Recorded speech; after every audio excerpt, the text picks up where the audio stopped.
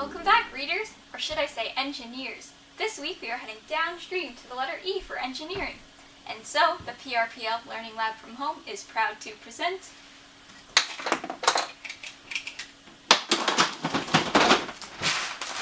how to create a Rube Goldberg machine, like the one you just saw. So put your thinking caps on, and let's get started! Simply defined, a Rube Goldberg machine is any machine that accomplishes a very simple task through an incredible chain of events. It was named after the real-life cartoonist Rube Goldberg, whose comics depicted ordinary tasks like using a napkin being completed in a overly complex and entertaining means. People liked this concept so much that they began to construct their own real-life Rube Goldberg machines. Here's another look at my machine from above and in slow motion. The user pushes down on a seesaw fork, which releases a popsicle stick plank and the parachute dude balanced on top. As he falls, he pulls with him the green alien man attached to him by a string, which releases a marble down a clothespin ramp right into a Jenga piece. This causes a wrecking ball to fall and collide with a pen supporting a book, which launches the domino books into a downward spiral, the last of which lands on another fork, which pushes the wrapping paper off the table. If you have ever played the game Mousetrap or set up a set of dominoes, you have in fact created a Rube Goldberg machine. With Mousetrap, the user cranks a gear to release a marble and launch a diver, all to accomplish the simple task of creating a mousetrap. Likewise, with dominoes, the user will set up an intricate design to accomplish a simple task, like ringing a bell. To create a Rube Goldberg machine from household objects, while you could just start gathering objects and seeing what you can do, a more systematic approach that engineers use all the time is called the design process. The design process is basically a recipe or how-to guide for solving problems. It helps to take you from an idea for a solution to the creation of it in real life. The first step is to define the problem you are trying to solve and identify any criteria your solution must meet. Criteria is just a fancy word for the checklist of requirements your final solution must meet. For my machine, the problem was to knock a roll of wrapping paper off the table. The criteria were that the machine had to fit within the view of the camera, was short enough for a video introduction, and it had to be made from household objects. Some ideas for some simple problems your machine might accomplish include popping a balloon, opening a book, or completing a simple chore like feeding your pet. Next, it will be time to brainstorm. Write or draw any ideas that come to mind, and be sure to jot down everything. You never know when a silly idea might turn out to be a world-dominating idea. Here are some of my initial brainstorming sketches. They're nothing fancy, but they do the job of getting my ideas down. Out of ideas, you can try teaming up with a friend. We all know that two heads are better than one. And as you will see in this next step, you can also try researching to be inspired by someone else's idea online or in a book. And third, you can try coming back to the problem at a different time of day. The human brain actually has a funny way of coming up with solutions to problems when you are not thinking about the problem at all. Once you have some ideas, it is now time to do some research. You can look online or in a book to see what others have done and learn more about a topic you don't know too well that will help you make your machine.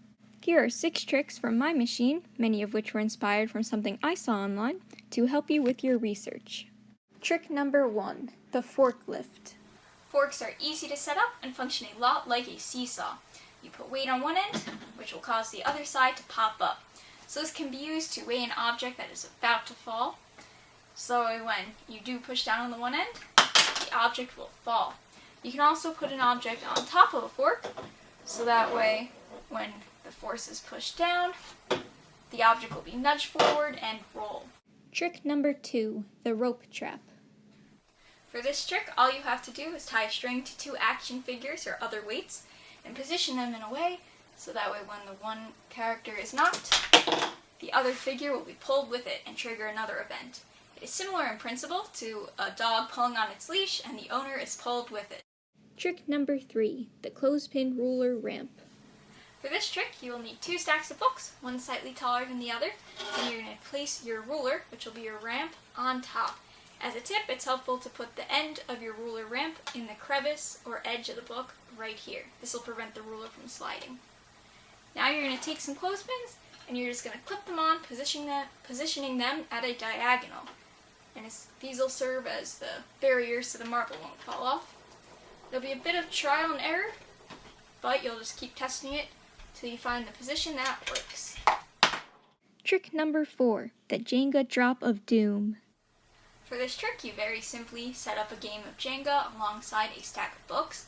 Then you're going to take out the middle piece that is about the same height as the books, and I'll show you what I'm going to do next. I'm going to take all the layers that are above this hole and twist it.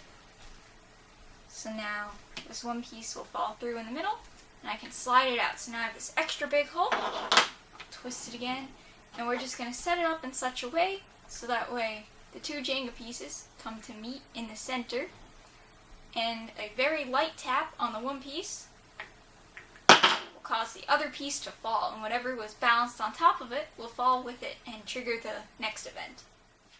Trick number 5, the Tarzan attack swing. My swing came from an old domino set, but you can create your own by taking 2 boxes of equal height, or 2 books, and then you can place a ruler on top. For the weight, you are going to tie a string to a binder clip, and you are going to tie it to the ruler. If your ruler has a hole in it, that will be extra helpful because it will keep the string in place while it swings. And there you go, one Tarzan swing. If your ruler moves a little, you can tape it down to the boxes or put some other weight on top. And trick number 6, the pencil and cap booby trap. For this trick, you'll want to gather a pen and a bottle cap for the booby trap, a book, and 2 sheets of paper that we're going to turn into a protective covering for our book. We are the library after all, and a tape dispenser.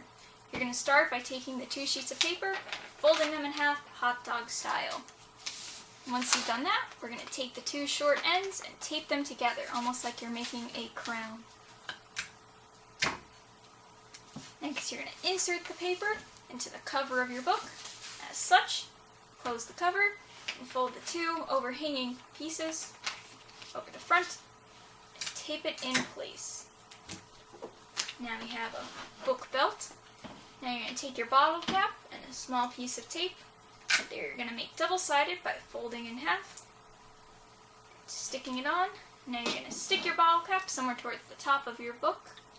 As such, all that's left to do now is set your trap. So you can take your pen and you're going to carefully balance it in the lip of the cap.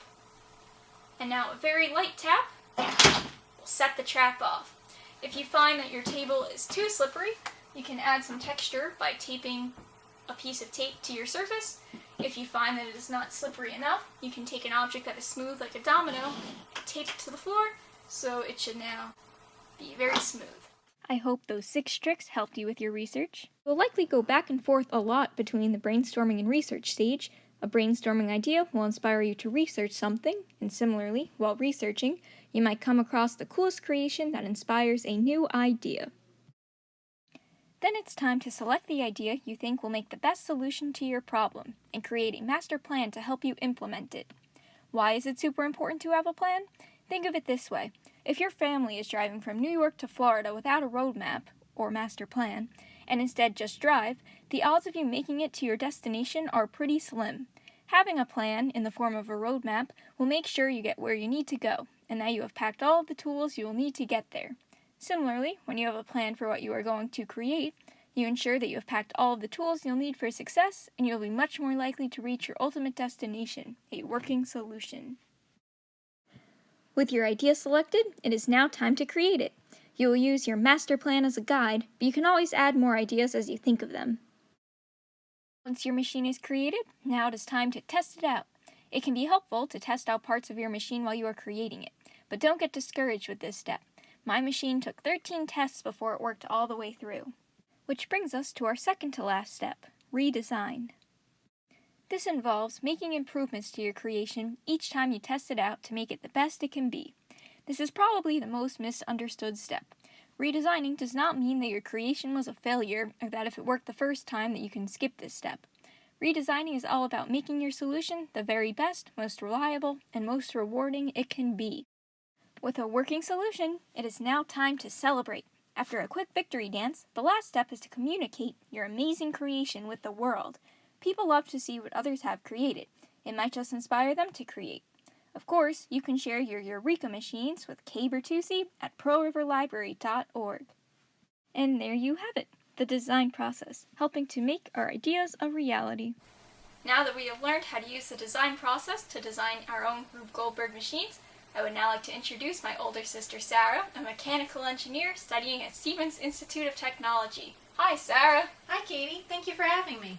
With the help of our grandpa, Sara created the Rube Goldberg machine you see on the table when she was in 11th grade for the New York State Regional Science Olympiad competition. Tell us, Sara, what does your machine do and what criteria did it have to meet?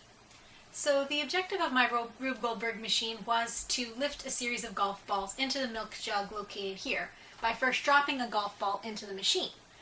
However, there had to be a series of energy transfers between each of the golf balls. So for example, a rolling golf ball, that is mechanical energy.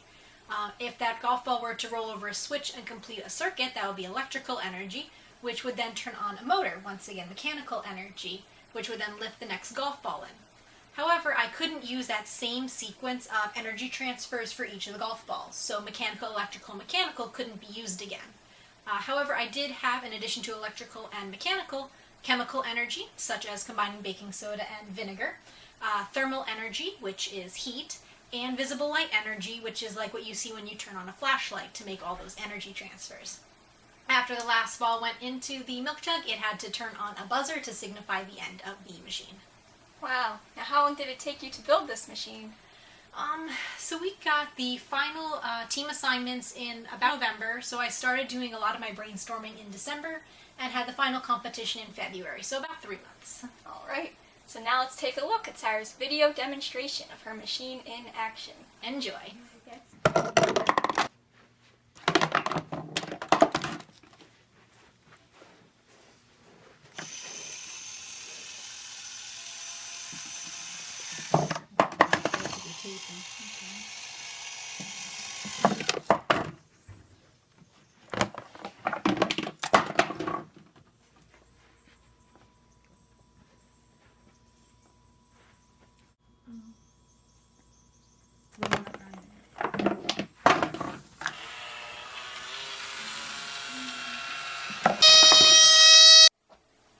Not surprisingly, Sara's Rube Goldberg machine won a gold medal in the competition.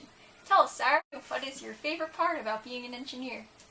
Definitely the problem solving. I love getting my hands in there and taking what I've learned and trying to apply it either to a problem that we have in class or even one that I might find around the house. One of my favorite shirts says engineer, solving problems you didn't know you had in ways you can't understand. So a lot of engineering principles on the outside look really complicated and hard to understand, but with a lot of hard work you're able to not only understand those concepts but even apply them to help others. Wow, great answer. So before we wrap up, do you have any advice for young engineers? Never stop trying. Whenever you are creating something or inventing something, it is 9 times out of 10 not going to work on the first try. Don't throw it out, don't give up. What I like to do when something fails is take it apart. So if you're, say, designing a rubber band powered car, don't just design it all again from scratch. Take a look at it. Was the problem in it not moving forward due to how the rubber band was being used? Are the tires too big or too small? Is there something even wrong with the chassis? Does it weigh too much or weigh too little? And looking at each of those elements is what helps you optimize the design, make it the best that it can be, and achieve what you're hoping to do. Wow, that was some great advice. So thank you, Sara, for being here today, for telling us about what it's like to be an engineer, and for showing us your machine. We hope to have you again soon. Thank you very much for having me. Great work today, engineers. Like any day in the Learning Lab, we had a day of great discovery. Today we made our brains bigger by learning that 1. A Rube Goldberg machine accomplishes a simple task like knocking wrapping paper off a table in a complex chain of events that is fun to watch. We then learned how everyone, engineers, artists, and even you, can use a model called the design process to stay organized while creatively solving real-life problems that could otherwise get a little messy. We then applied all of this information to create our own Rube Goldberg machine. Rube Goldberg machines are all around us in media. Be sure to check out the fun family movies Back to the Future, Honey, I Shrunk the Kids, and Chitty Chitty Bang Bang to get a glimpse at some Rube Goldberg machines in action. I would also like to take a moment to spotlight the online library resource Canopy. Here, you can search for the television series Genius by Stephen Hawking. Young engineers, Stephen Hawking is thought to be one of the greatest scientists who ever lived, and he passed away not too long ago. This series features 3 adult contestants solving challenges to explain some of science's greatest questions. Episode 5 features the construction of a Rube Goldberg machine. All this can be found at pearlriverlibrary.org. Next week, we will be heading downstream to the letter A for arts. To end with a classic joke of the day, my friend told me a joke about dominoes. It had a really long setup, but in the end, it fell flat. Great work, engineers. We'll see you next time.